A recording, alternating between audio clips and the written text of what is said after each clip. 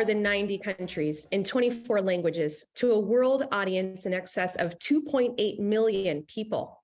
The World Ahead by The Economist has brought together experts from around the world to reveal what lies ahead.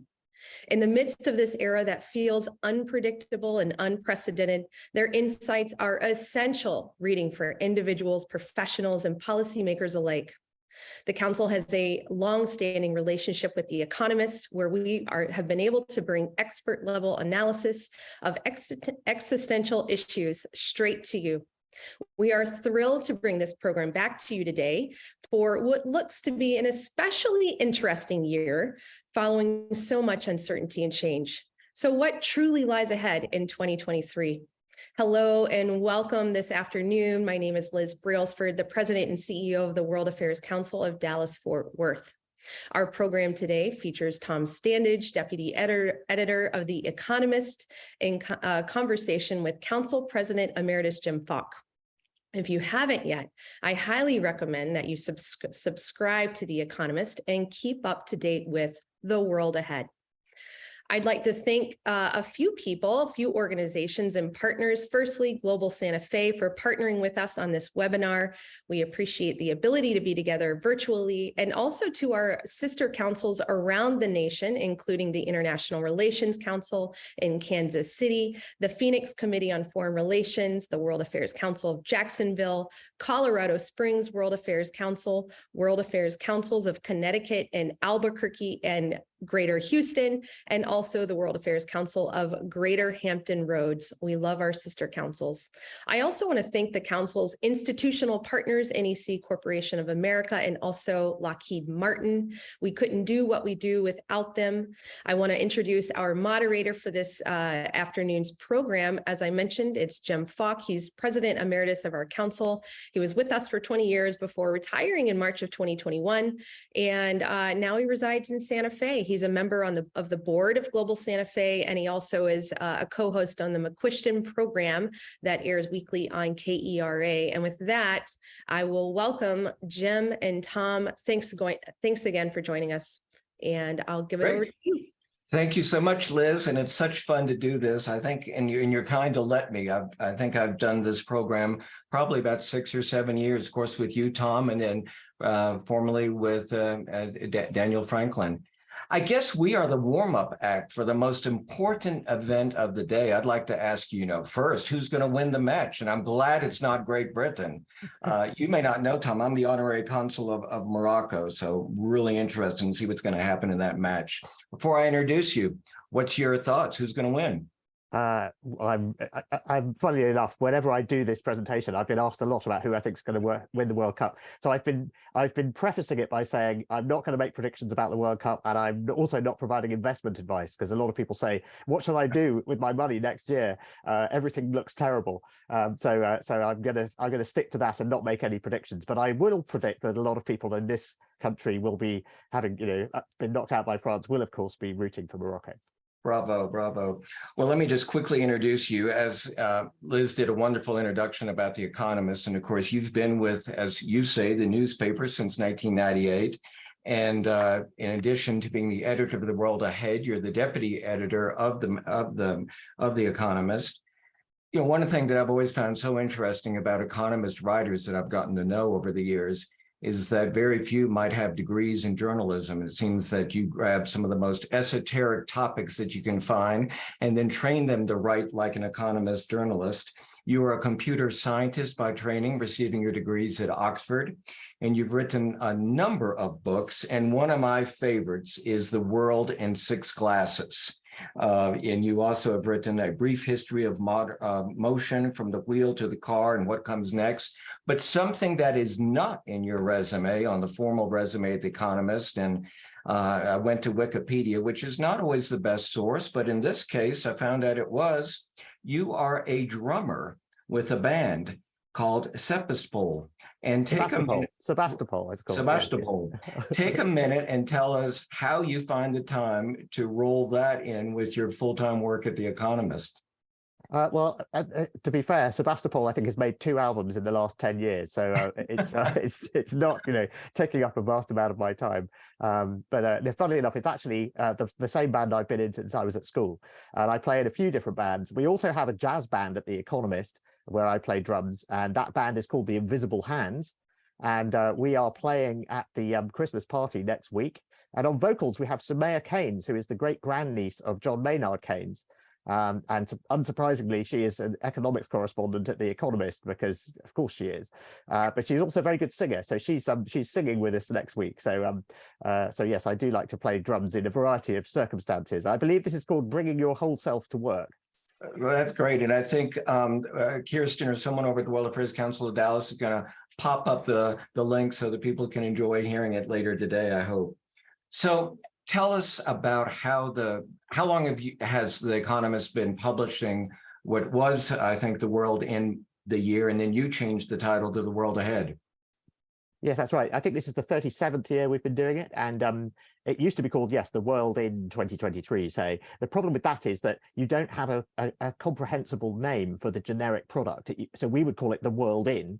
But if you say that to someone who doesn't know what you're talking about, without the year on the end, it doesn't make sense. And the other thing was that I want to expand this, and I have been expanding this, so that it's more than just the annual publication that comes out in November with our predictions for the following year. I want this to be a year-round franchise about thinking about the future. So we have a podcast, which is running, it runs for 8 episodes in December and January, but it has previously been a monthly podcast. We want to do events as well. And, there are other things we can do under the brand, having changed it to The World Ahead. We do quite a lot of film series under that brand as well. So it's a much more flexible brand. And one of the World Ahead products, the flagship World Ahead product, is the annual, which this year is called The World Ahead 2023, obviously. So it's a more flexible name, and that sort of positions us better for the future, which of course is what the publication itself is meant to help to do for readers. And as readers know, typically you do not see the byline of The Economist writers, but you do in The World Ahead. Yeah, in The World Ahead, you do see the byline. So there are 2 places you get bylines at The Economist. One is in The World Ahead. The other is if you write a special report, which is one of those big sort of 10 pages in the middle on a single topic. Then you get a byline for that. And then of course, on things like newsletters and podcasts, we do appear as ourselves, as it were. So the policy of anonymity, I don't think it's going away, but it's sort of frayed around the edges as a result of digital media, where I think people expect to have a sort of a better idea of who the people they're dealing with are, particularly if they're following them on social platforms and so on. So it's been this sort of slight opening of our policy of anonymity, but that doesn't mean it's going away. I think the core weekly is always going to be anonymous. And I can't imagine what the timeline is. I mean, you even got the midterm elections. When do you start working on the publication? So we start working on this in May, and we start, I usually have a big tea party, funnily enough. Obviously, I haven't been able to do that for the last couple of years, but I hope to do it again next year. And essentially, we have lots of tea and coffee and sticky buns, and there's a massive kind of caffeine and sugar rush. And I get my colleagues who sort of drop in. Typically, tea goes on for like 2 or 3 hours, and people tend to drop in for an hour or so at some point. And we just say, what are you looking at for next year? What are the themes we should be watching, both on your patch and in other people's patches? Who are the interesting people to watch? And we just have a sort of massive brain dump from our editorial staff about what they think is interesting and what's coming up. And then from that, we start to sort of pick out some ideas, and then we go back and forth for the next few months. We've pretty much nailed down the first draft of what we're going to try and write by July. And then there's quite a lot of course correction. In July, August, September, I get quite a lot of emails from people saying, well, I was going to write about this, but actually now I think I should write about that, or this has actually already happened, so we should change it. Then the copy comes in September and October, and I spend the whole of October assembling it all, and then we go to press beginning of November. And we traditionally used to go to press right after the US election date, because it used to be that you got the results of elections quite quickly, but more recently we've seen essentially skepticism towards postal voting and more election results being challenged and this sort of thing. So you don't get the results right away in the way that we did for a while there. So we've been having to close later and later so that we can actually take in the results.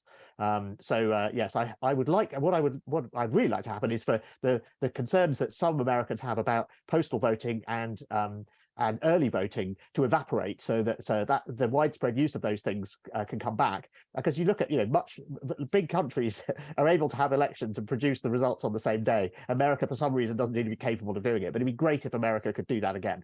Okay, but we haven't had that many personally. prime ministers this year, so give us. Yes, that's true. That's true. And sadly, all of our new prime ministers, none of them were elected by the people of Britain. They were elected by the members of the Conservative Party, this quite small electorate of 80,000 or so, mostly quite old people. So it is a bit bizarre, and I'm not holding that up as a paragon of democracy when it comes to choosing a leadership.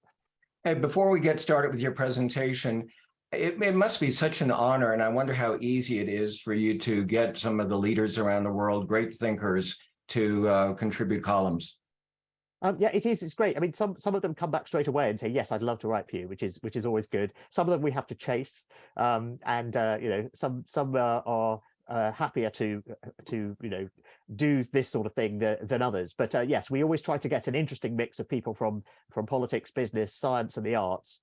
Sometimes they come to us. Actually, Brian Eno suggested he would like to write for us, and we said, yes, we'd love to have you. We were looking for somebody from the arts, from music, the world of music, something like that.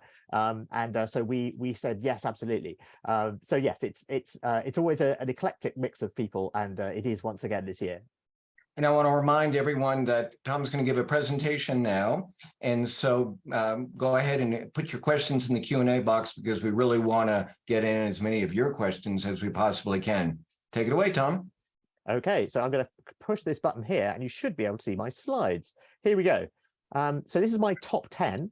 As we've just been discussing, the world ahead, and here are some covers of previous editions, so you can see, and you see the most recent one on the right there. The world ahead is put together with the contributions, the predictions of both the journalists at The Economist, also our colleagues at the Economist Intelligence Unit, which is the B2B arm of The Economist, and it provides forecasts on 80 countries and 15 industries. Then we have our special guests. So this year we have, for example, Eric Adams, Mayor of New York City. We have Sal Khan, the founder of Khan Academy. We have Brian Eno. We have Mia Mottley, the Prime Minister of Barbados. So all sorts of interesting people contributing their views on the coming year as well. And then the final piece of the puzzle is the forecasts from the super forecaster team at Good Judgment. And these are the super forecasters who won the US government's geopolitical forecasting contest about a decade ago, and they won by a huge margin, and then they held the contest again and they won by a huge margin again, at which point they stopped holding the competition and just said, look, these guys are the people who do this the best, let's use their method.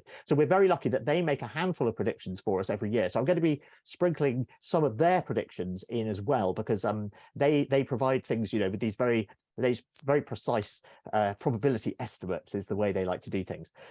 Anyway, so I boil all of these things down and I look for common themes and strands running through all of these predictions from all of these people. And I then produce my letter from the editor, which appears on a single page with my top 10 trends. And essentially what I'm doing now is the live version of this letter. So let's jump right in, and you won't be surprised that number one is Ukraine and what happens in Ukraine. And that's because what happens in Ukraine is now the main driver of what happens in the rest of the world. Obviously, for a while there, it was the pandemic. For a couple of years, what was happening with the pandemic was the most important single factor. And now it's the war in Ukraine. And that's because the war in Ukraine affects energy prices, it affects food prices around the world. That in turn feeds into inflation. That in turn feeds into what central banks do about interest rates. And that then affects the broader economy around the world and determines, whether we get recessions or not and how deep they are if we do. So a lot hinges on what happens on the ground in Ukraine. Even if you're on the other side of the world, you are affected by it. So what do we think will happen? Well, we think there are likely to be further Ukrainian advances during 2023 of the kind we've seen in recent months. But we think a resolution and an end to the conflict is pretty unlikely. And why is that? Well, essentially, Vladimir Putin cannot win. He cannot get what he originally wanted, which is to take over the whole of Ukraine. So the best he can do now is to delay losing and to string things out for as long as possible in the hope that something changes to his advantage. And there are a few things that could happen. The first is he's hoping that by bombing the infrastructure in Ukraine, the electricity, water, and heating infrastructure, he can break the will of the Ukrainian people and force them to basically cut a deal with them where he gets to keep a chunk of their country. We think that's pretty unlikely to happen. And in fact, the more the Ukrainian infrastructure is attacked, the more resolute the Ukrainian people seem to become. Another thing that could happen that Vladimir Putin would like to happen and is hoping for and is trying to make happen is that Europe could lose its unity and its resolve in supporting Ukraine. We're about to have quite a cold winter, it would appear. Europe's gas storage is full, but it's not going to be full for next winter.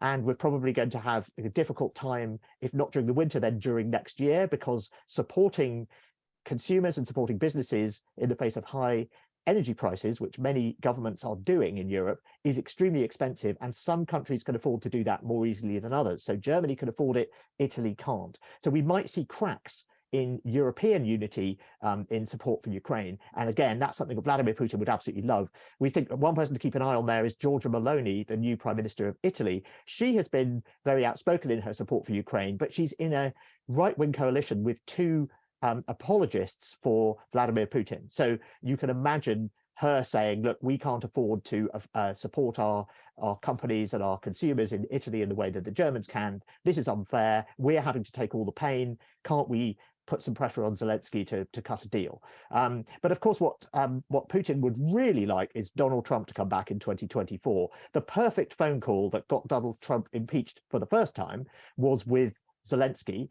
And so we know there's history here, and we know if Trump had to pick a side, we know which side he would pick. So that, I think, is what Putin would really like. If he can string this conflict out for another couple of years, then things might turn in his favor, because America is the single largest backer of Ukraine, both financially and with weapons. And if that support was withdrawn, then that could make a dramatic difference to what happens on the ground. So we think there's unlikely to be a decisive outcome in 2023. The one thing that might change that is if Putin himself falls from power or falls out of a window, something that seems to happen quite often in Russia at the moment. But that's pretty unlikely. We asked the super forecasters what they thought, and they put it at 9% chance of 1 in 11.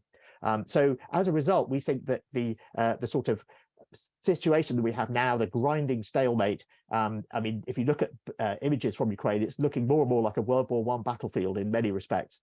We think that's probably going to persist throughout next year. So what does that mean for the economy? That means that we're going to continue to have the sort of situation we have now. We've got very high inflation, although it looks like it's peaked both in the US and the UK now.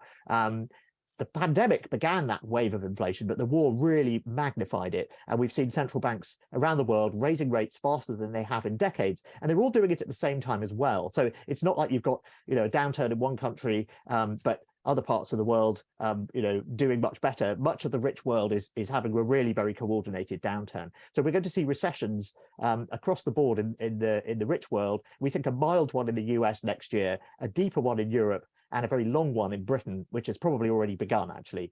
But the pain will go much further than that. Even in countries that don't have high inflation, they are having to deal with higher rates if they've got currencies pegged to the dollar. And a stronger dollar also means that if your debts and your trade are denominated in dollars, your food imports or your debt repayments, then a stronger dollar obviously raises your costs. So this is painful all around the world. I mean, another example would be Pakistan and India, for example, rely quite heavily on liquefied natural gas imports. A lot of that gas is firstly much more expensive, and a lot of it's now going to Europe instead, so that Europe doesn't have to use Russian gas. And that means that there's less energy available, and the energy that is available is more expensive in those countries.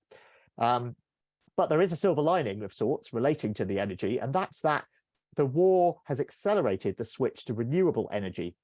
In the short term, many countries are using more coal right now, but that's a stopgap measure while they bring more renewables on stream. And we're seeing a wall of money going into renewables. Obviously, in the US, there's the IRA, the Inflation Reduction Act, which is really a climate change act, but essentially it provides a lot of subsidies for clean energy. And in Europe, many countries have set new records for their use of wind and solar this year, and are raising their targets for how much of their electricity they intend to get from from renewable sources by 2030. So Fatih Birol of the International Energy Agency has called all of this a turning point in the history of energy that will accelerate the clean energy transition. Now, we've seen these claims before about previous crises, the global financial crisis and the pandemic. In both cases, the recovery plans that were put in place had sort of green strings attached to them. And there was a lot of talk about how that crisis was going to be a turning point in the fight against climate change, which didn't really happen. But this time it's really happening.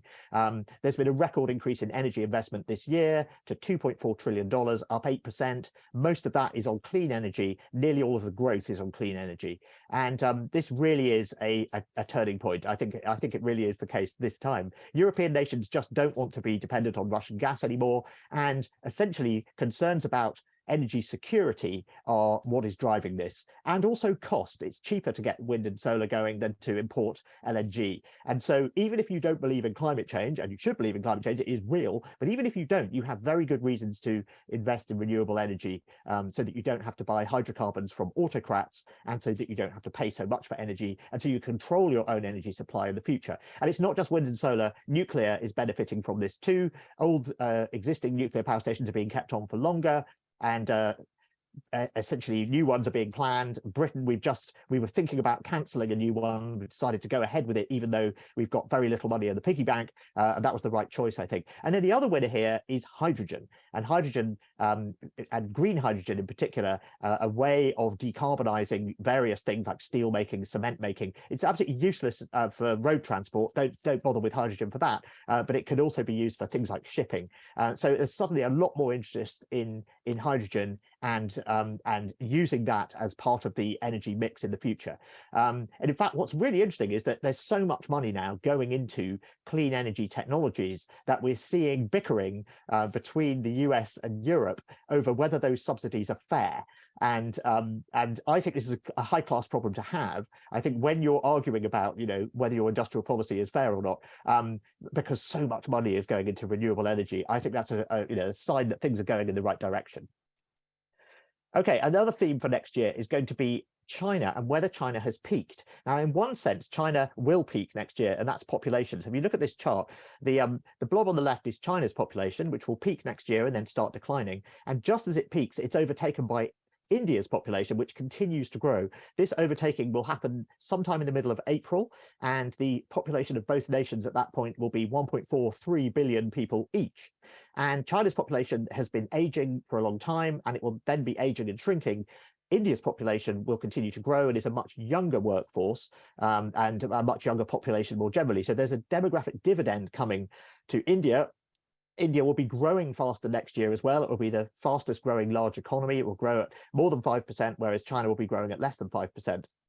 And so this shrinking of China's workforce and its population is a long-term drag on growth, but there have been many short-term drags on growth in the last 2 years. We've seen the crackdown on tech firms and the business community more widely as Xi Jinping tries to sort of steer them into a direction that he thinks is more politically suitable. So things like cracking down on video games, trying to get technology firms to focus less on shopping and food delivery and more on robotics and semiconductors, things like that. There's also been a crisis in the property sector, which peaked in 2021 and is in a real mess and is about a fifth of the economy. But of course, the biggest factor that we've all been aware of that has been holding back the Chinese economy has been the zero COVID policy, where you have these very draconian lockdowns of entire cities when you get even a handful of cases, and that disrupts supply chains. It stops people going to work.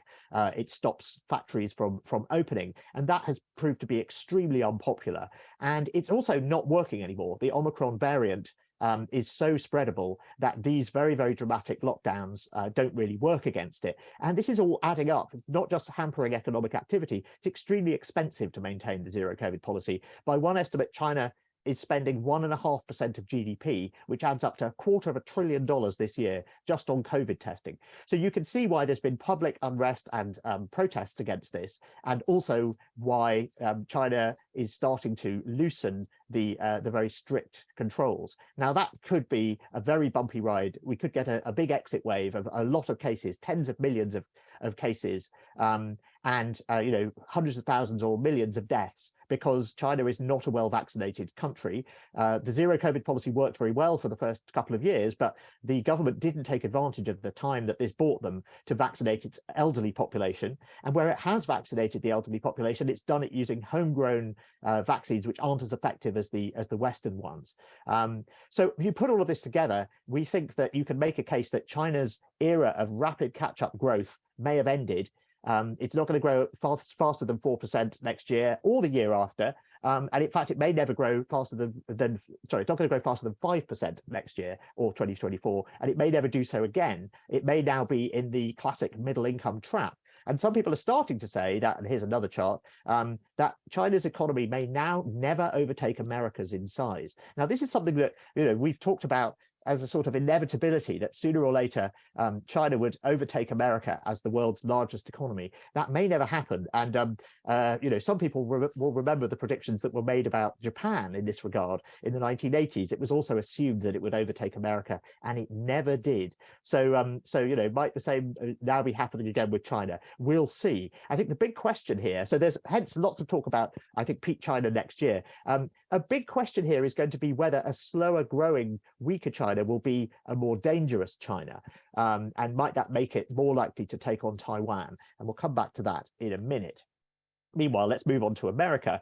And obviously, we now have divided government coming up in January, now that the Republicans have taken the House. But we have these very, very thin majorities for the Republicans in the House and the Democrats in the Senate. And as we've seen with Joe Manchin, when you have one or two people who can essentially determine whether something gets through or not, that's a recipe for gridlock, and it's a recipe for factional infighting, and and it's very, very difficult to get things through.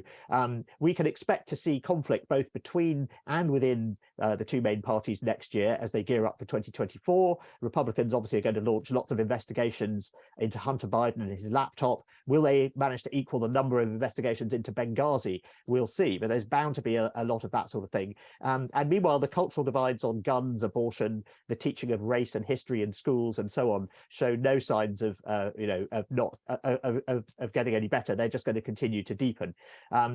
But aside from the sort of business as usual of the conflict between the parties, we're also going to see conflict and argument within the party. So Donald Trump has announced that he's running for 2024, and that sets the scene for a bruising primary contest starting sometime next year.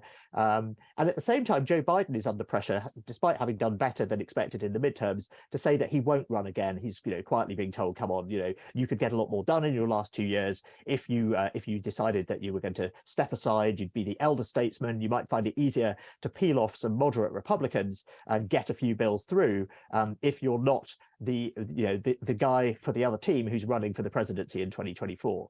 And where I think we might see some bipartisan action would be on the two things that Republicans and Democrats agree on, which are bashing big tech and bashing China. And I think those are the sorts of areas where we might see bipartisan bills. And of course, the overlap of those two things is bashing TikTok. TikTok is trying to strike a deal with the Biden administration now. It looks like it's not going to get through this year. And I think that's going to turn into a bun fight next year. But that is actually something where I think, a privacy bill that controls the way that big tech handles data, particularly for young people and for children. I can see that being the sort of thing that you might be able to pass, and I can see that being very bad news for TikTok in particular. Okay, on to flashpoints to watch. So we were taken by surprise by the invasion of Ukraine. We went to press in November of 2021, right at the beginning of November 2021. And at the time, it looked as though the build-up in Ukraine was just another attempt by Russia to intimidate Ukraine rather than invade it. And that Russia had done this many times before, including earlier in 2021. And so we thought it was another case of that. But of course, it turned out in December, it became apparent that the troops were all going to stay there for the winter, which is a very unusual thing to do if you're not actually then going to use them. So this time around, what are the flashpoints that we should be watching for 2023? Once bitten, twice shy. We want to suggest as many as possible, so that if there is a conflict, then we've suggested it to you in advance. Taiwan is the obvious one. Could it be the Ukraine of Asia? And you can sort of argue this one both ways. On the one hand, China might say, well, Ukraine means that America and Europe are distracted, so now might be a good time to move on Taiwan. On the other hand, Ukraine shows that size isn't everything, and when a big power attacks a smaller power next door, things don't always go according to plan. So we think there's quite a small chance of a move on Taiwan. And in fact, we asked the super forecasters on this one as well. They reckon a 1 in 6 chance of any kind of exchange of fire across the Taiwan Strait. And that would include, small skirmishes between Coast Guard boats and so forth. Instead, we think it's much more likely that China will use this coming year and the next couple of years to test the mettle of America and its allies in the East China Sea and the South China Sea. So we think it's much more likely that it might do something like, land some troops on one of the small islands between Taiwan and China, or one of the islands, say one of the Senkaku Islands, which are claimed by both China and Japan, and just see, how America responds and how its allies respond in Asia Pacific. And that's not the only flashpoint to watch. Another flashpoint that we highlight in this year's edition is the disputed border between India and China in the Himalayas. This was a quiet border for quite a long time, and then there was a brawl in 2020 in which 24 soldiers died. And I call it a brawl because the soldiers on this border don't carry weapons, they don't carry firearms, they carry clubs. And this is a deliberate attempt to try and avoid escalation and avoid skirmishes breaking out. But essentially, they had this fight and where they beat each other to death. And we've been worried that this could blow up again. Both sides are very keen to show that they take territorial integrity very seriously. Both sides are building infrastructure next to this border, and that's a recipe for escalation. And funnily enough, it turns out that there was such a skirmish last week, last Friday, in which 3 or 4 soldiers died. So that border is worth keeping an eye on, and that clearly any dispute between India and China could be very serious. And then closer to home for me in Europe, I think another possibility to keep an eye on is that Turkey might try to steal an island from Greece. There are quite a few Greek islands that are right next to Turkey, in fact visible from its coastline, to which Turkey lays claim. And Turkey's President Erdogan faces re-election next year, his most challenging re-election since he took over. And so we think one way he might try to burnish his nationalist credentials, particularly because next year is the centenary of the founding of the Turkish Republic, might be to steal one of these islands. And we think that might sort of boost him in the polls. The worrying thing is that Greece might be up for a fight, because Greece's prime minister also faces re-election next year and is also doing badly in the polls. And so he might jump at the opportunity to get into a fight. And this would be a crisis for Europe, and it would also be a crisis for NATO, because both countries are members. And speaking of NATO, one way of looking at the way the wind is blowing in geopolitics is to look at alliances. Who's up and who's down? Which clubs do people want to join, and which ones aren't looking so healthy? In 2019, Emmanuel Macron told us that NATO was brain dead and that the EU was on the edge of a precipice. And both of those alliances seem to have sort of lost their way.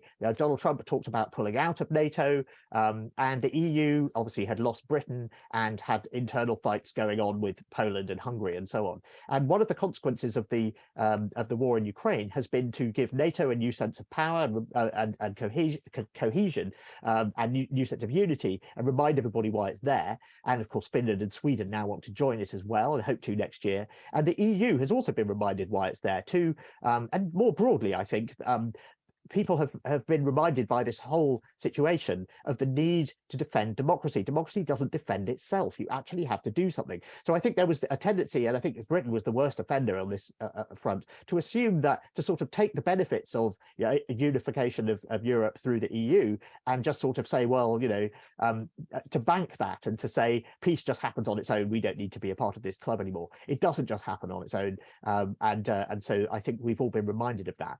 Meanwhile, America's alliances in Asia are becoming much more important. So the Quad, which is the US, India, Japan, and Australia, and AUKUS, which is a relatively new grouping that brings together the US, the UK, and Australia. And these groupings are both intended to counter China's rise, and they have much higher profile. And then I think another interesting grouping to watch is the Abraham Accords, this group of Arab powers that have essentially normalize relations with Israel. And the big question is, I mean, Saudi Arabia is a sort of semi-detached member of this group. Will Saudi Arabia join next year? And this is sort of a consequence of the US pivoting away from the Middle East towards Asia. And so the Middle East sort of the shifting sands of Middle East alliances. It's both an economic bloc. Saudi Arabia is pouring money into Israeli startups, for example, but it's also mainly an anti-Iran bloc. And Iran, clearly a country to watch next year. We don't think there's a middle ground between revolution and a brutal crackdown. So we think it's going to be really, really brutal either way. But in terms of alliances, that anti-Iran alliance is gaining prominence. Meanwhile, the CSTO, which is the Russian alliance with ex-Soviet countries, is in a bit of a poor way. At its most recent meeting, Armenia walked out and refused to sign the declaration because the other members had not come to its aid in Armenia's fight with Azerbaijan. And that's also an interesting thing to keep an eye on, because essentially in Russia's backyard, with Russia distracted in Ukraine, we're starting to see fires lighting there as well. But judging by the health of alliances, I think, the West looks more unified, but it also looks more detached from the rest of the world. Remember that a majority of people in the world live in countries that either abstained or supported Russia in UN votes on Ukraine. And my favorite of these various alliances that we've been looking at and keeping an eye on for next year is called I2U2, not a rock band, although I am keen on rock bands, but a food security and clean energy forum that brings together the unusual quartet of Israel, India, the UAE, and the US. And I think that's a reminder that food security and clean energy are universal concerns. And this is a group of countries sort of sprinkled around geographically, but these are the sorts of issues that really do transcend politics. Okay, on to travel and revenge tourism. Revenge tourism is where travelers get their revenge on the virus by taking the holidays they were denied in 2020 and 2021. And there's been a lot of it about. International tourist numbers were up 60% this year. They'll be up another 30% next year. And as a result of that, spending will get back to its 2019 level on international tourism. The actual number of trips will still be a bit lower, be 1.6 billion instead of about 1.8 billion. But the spending will be the same because of inflation. It costs more to go on holiday. Business travel, however, remains weak because companies are looking for a way to cut costs, and they've also realized that video conferencing, as we found in the pandemic, is very, very good. And so you really do have to make a strong case if you want to get on a plane and do a face-to-face meeting. And we saw this after 9/11 and after the global financial crisis, that tourism bounced back, but business travel never regained its former level. And I think we'll see the same thing again. So for tourists, though, the beach lounges and the beaches and the sun lounges are filling up again. And this is a case where revenge, you might say, is best served hot. What about the metaverse? Will the idea of playing and working in virtual worlds catch on beyond video games? This is something that people, like playing Fortnite, they're in the metaverse already, as it were. Will more people want to do this sort of thing? And will people who are not gamers want to go and, have meetings, things like that? I think we'll get some really interesting clues on this in 2023. The big news will be Apple's first headset. We saw with smartphones, with tablet computers, with smartwatches, that when Apple enters the market, it really changes the game. Tim Cook likes to say, we don't have to be first as long as we're best. So it'll be interesting to see what Apple's headset can do, and it will initially be quite expensive. It will be for developers to build experiences, build content, so that a cheaper headset, when that follows in a year or two for consumers, there'll actually be some content to go on it. It will be interesting to see what Apple calls this market. Will it use the word metaverse? I think it's more likely to use a term like mixed reality or extended reality, because I think the term metaverse, although it's been around for 30 years, and although it's not particularly associated, it's not unique to Facebook, it has been rather contaminated, I think, by the fact that Facebook has renamed itself to Meta. And that has given a lot of people the impression that the metaverse is a proprietary product being pushed by Facebook on hapless consumers who have fallen out of love with its social network. And they're like, oh, this is the replacement for that, and I don't want to have it. And that's not true. There are lots of other companies that are pushing the metaverse as well. Microsoft's very into it, Nvidia, Epic Games, and so forth. So I think this renaming has been an own goal. I think it's confused matters. Imagine if Google renamed itself to the cloud. Think of the confusion that would follow. And I think that's quite similar to what's happened here. And then another thing to think about technically, which I think will be possibly more important than the metaverse next year, or quite a lot more important, is the opportunity to replace passwords with passkeys. And passkeys are digital keys protected by biometrics that cannot be guessed, forgotten, or stolen. So they live in the cloud or they live on your phone. Your phone talks to your computer and all your other devices. And when you try to log into something, you prove who you are by doing something like looking at your phone or unlocking your phone using a biometric such as a fingerprint or a face scan. So you cannot guess these things. You can't have your password stolen. You can't have a pass key stolen through a phishing attack. So this could really make a difference in cybersecurity, which I think would be great. And this is just one of the new words that we think you should pay attention to next year. By the way, I should say you can use this now. So some websites like eBay, for example, are already set up to do this. PayPal is in the US. You need the latest version of the software on everything, on your computer, on your phone, and on your smartwatch if you're using one. But if you have the latest version of the software, the operating system, then everything is flawless. This is supported by Apple, Google, and Microsoft, and it really is magical. I use it to log into eBay, and it's just brilliant. So as more people buy new devices and upgrade their software next year, this is going to become very widespread, and I've got high hopes for it. But just generally, this is one of these new words that we think you're going to need to learn next year. And if you think about it, in 2020 and 2021, we spent a lot of time learning new words to do with vaccines and immunology. We talked about flattening the curve and spike proteins and mRNA vaccines. And then this year in 2022, we've learned a whole load of new military terms like man-pads and HIMARS and counter-battery artillery and this sort of thing. And so next year, we think there's going to be more military terminology. There's going to be more environmental terminology as we see intensifying extreme weather. So, for example, dead pool, people are worrying about dead pool situations in some of America's big hydropower systems. And then, of course, we're always going to see new words from the world of technology because technology never stops. So cryptocurrencies are out, but post-quantum cryptography is in. And if you don't know what that is, you should look it up because it's about using quantum computers to essentially break all of the cryptography on the internet. And in order to prevent that from happening, we need to upgrade our cryptographic software before those quantum computers actually start working. If we wait until they start working, it will be too late. So we need to start now. Another one is productivity paranoia. And this is the mismatch between workers and bosses. 87% of workers, according to a survey, think they're just as productive or more productive when they work remotely. Only 12% of bosses agree. So the result is paranoia. The bosses worry that the workers are shirking, and the workers worry that the bosses think they're shirking. And this is a recipe for mistrust. It's also a recipe for productivity theatre, which is where you do sort of performative work that looks like you're working to reassure your boss, but is maybe not actually terribly productive or useful. Anyway, we have 23 of these terms of art that we think you'll need to know in the coming year at economist.com/worldahead23, where you can find all of this other coverage as well.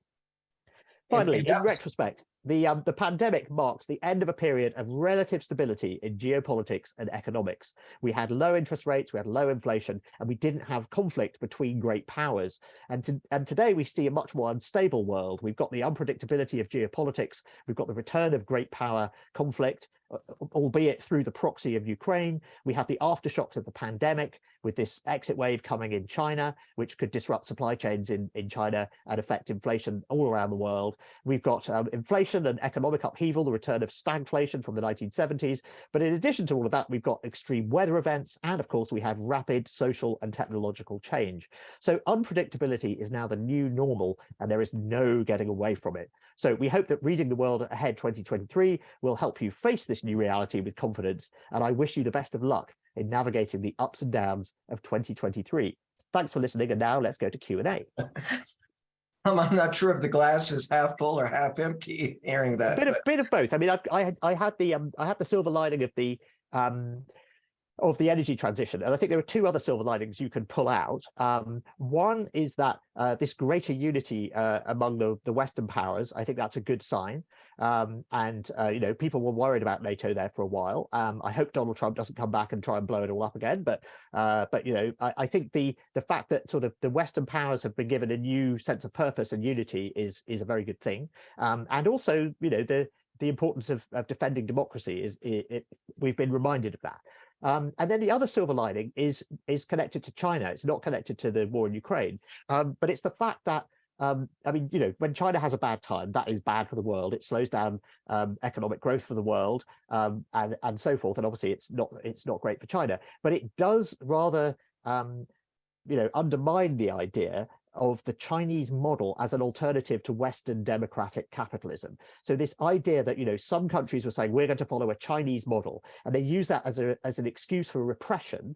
And they sort of say, yes, but you trade human rights and you get faster economic growth in return. And that just, isn't the case. If you look at what's happening in China, it's growing more slowly than India now. And it's going to be growing more slowly going forward.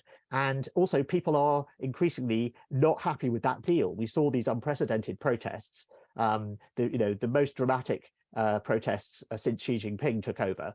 And so that does suggest that the Chinese people are not really happy with the deal anymore. Another part of the deal was the state looks after you. And obviously, Xi Jinping has made much in the past 2 years of how the zero COVID policy meant that there was a much lower death rate in China than the rest of the world. That's true, but that's no longer true. The idea that policy was keeping China safe from the virus, that's not working anymore. So that's why it's so difficult for China to get out of the zero COVID policy, because it has to say, that thing we've been telling you is absolutely deadly for the last 2 years. Well, actually, it's fine, and it's just a cold, and you don't have to worry about it. And that's a bit of a whiplash-inducing change. But overall, I think it does rather damage the credibility of the Chinese model as a viable alternative to democracy and capitalism, as a Western liberal democratic capitalism, which of course is what the Economist stands for. So I think there is a silver lining of sorts in there for people, fans of Francis Fukuyama are particularly pleased about this, I'm sure. Well, let me jump in and bring in some of our audience. And as you bring in your questions, would you please note your counsel? I know some of you, but it would be great to identify your counsel. Let's go first to Ray Termini, who's a member of the, in fact, council in Dallas and in Santa Fe. And he asked about Turkey. Could Turkey emerge as a global power after the demise of the Treaty of Lausanne? Will it be able to increase its influence in the Middle East? Will it increase its influence in the Middle East? Ray Termini asks. Yeah, I mean, Turkey is an extraordinary country. I don't think there's any country in the world that is better, that is better at playing both sides of every conflict. I mean, it manages to be friends with Russia, and it's bought Russian missile systems while also being a member of NATO. It's been a useful intermediary, it has to be said, in the Ukraine conflict. I think it was instrumental in getting the grain export deal going, and it certainly provided security guarantees and so forth around that. But generally, now it's talking about joining the Shanghai Cooperation Organization, so the Chinese-led alliance. So it really does want to be a member of every club and play every side of everything. And at the moment, it's holding up the joining by Finland and Sweden of NATO. Hungary was blocking that as well. Looks like Hungary has now essentially resolved its differences over that, but it's really still up to NATO. Presumably there will be a price. We don't know what it is, and that's why I wonder whether if Erdogan makes a move on a Greek island next year, might his price for letting Finland and Sweden into NATO be, well, you've got to take my side over Greece's? We really don't know. But so he's not been clear about what he wants. No, of course not. So I mean, there's something that Erdogan is going to ask for, and maybe he's just it's a blank check that he'll cash next year when the election gets a bit closer, in the way that in whatever way he can. That said, I mean, we have a piece about Turkey in this year's edition, and what's notable is that even if Erdogan loses the election, anyone who takes over from him is likely to continue with the sort of playing both sides approach to foreign policy. So we could see a dramatic shift in domestic politics in Turkey after the Erdogan era, if it does indeed come to an end. Well, let me ask you this. Talking about succession, Alexandra Ko says, if Putin is ousted, however he is ousted from power, who is most likely to replace him? And what are the chances of someone better? And unfortunately, exactly. Nearly all of the I think actually all of the people that are talked about as possible replacements look worse. And so that is, again, that's very worrying. It's hard to imagine how this conflict comes to an end without Putin going, but it's also hard to imagine what happens after he goes. There's a lot of concern that the Russian Federation will unravel, and there could be chaos. So yeah, I think that's a real concern. And obviously the leader of the opposition, Navalny, is in jail. There's no chance of it being him.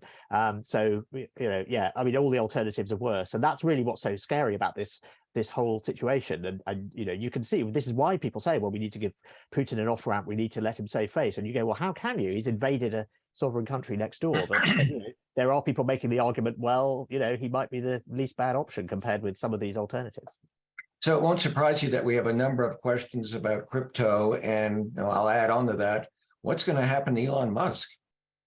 Okay, well, let's talk about Elon first. I think the enormous success he's had with Tesla and SpaceX are not really very good guides to what's happening at Twitter. So although Musk made his money originally in internet companies, so he had a company called he had what was it called? Zip2, which was a sort of yellow pages, and then he had X.com, which got merged into PayPal, and that was how he originally made his money that he then put into Tesla and SpaceX.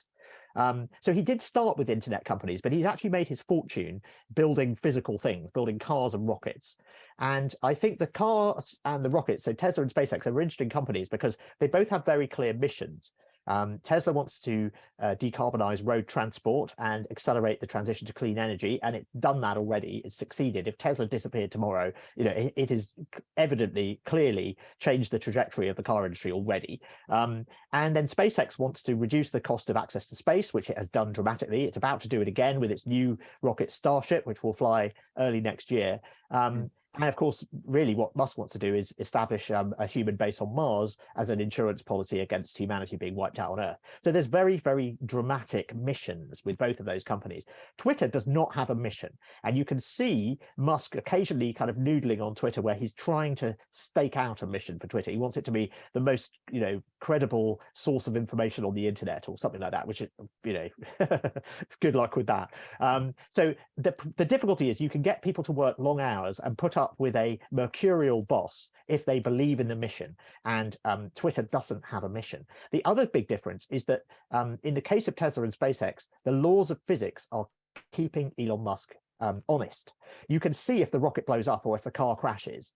And in the case of Twitter, there are no laws of physics. The laws of social physics are, the laws of platforms. You get, as a platform owner, you get to make what the laws are. And we see Elon is changing the laws and changing the rules all the time on Twitter. And he says one thing and the next day he changes his mind. So it's a very, very different world. And the amazing things he's achieved with his other two companies, you couldn't imagine a more. And Tom, I'm going to interrupt if I may. We have only about 8 minutes left, and so many good questions, and you have so right, many well, let me give answers. you my okay. So basically, I think on Twitter, I think that's probably not going to end well just because of those differences. On crypto, crypto blew up this year. The problem with crypto is that there isn't a use for it aside from speculation. So it's a very clever trick that you can have these digital currencies, but they're pretty useless as money. You can't use them to buy things. You can't use them as a unit of account. You can't use them as a store of value. So all they're for is speculation. And as speculation goes, they're worse than a casino, because in a casino, you know that the odds are stacked against you. With crypto speculation, even if you win, the house may steal all your money and run away to the Bahamas.